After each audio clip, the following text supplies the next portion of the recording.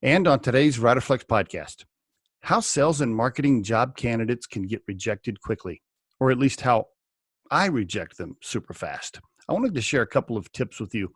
This episode's not meant to cover all the reasons that these folks can get rejected, but I want to give you a few of my favorite and key reasons that they can get rejected, and hopefully this will help you. If you're a sales professional, let's start with that. If I pull you up on LinkedIn and you don't have any connections, or you have like 50 connections on LinkedIn, you're not getting the job. Okay. All right. I know that's kind of a blanket statement. Maybe that doesn't apply 100% of the time, but it applies like 99% of the time. I mean, think about it. If you're a sales professional and your entire life is focused around networking and connections and relationships, etc., and I pull you up on LinkedIn and you don't have any of that, that's going to scare me.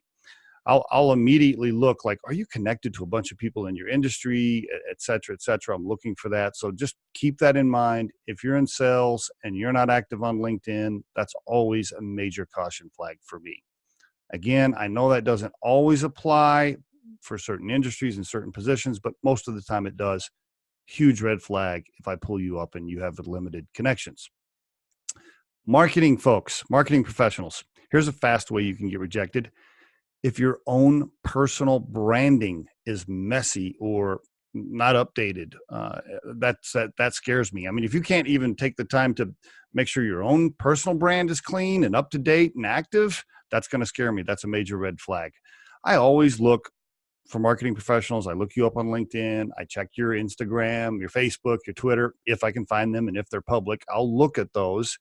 And if they're like super scary or not up to date or not clean or whatever, it's going to be a flag for me. I mean, remember, you're a marketing professional. So your own personal branding should be on target, right? Really up to date and so forth. And keep this in mind. If you're the head of marketing for a company, guess what? I'm going to look at that company's marketing and I'm going to check all their social media pages. And if those aren't up to date or they're not active or they're messy or there's a bunch of mistakes in them, I'm going to tie that right back to you. Okay. And I'm going to hold you responsible for that if you're head of marketing. So I always look for those two things. If you're a marketing professional, I check your own branding and I check the branding of the company you work with. And if they're bad, I'm rejecting your profile.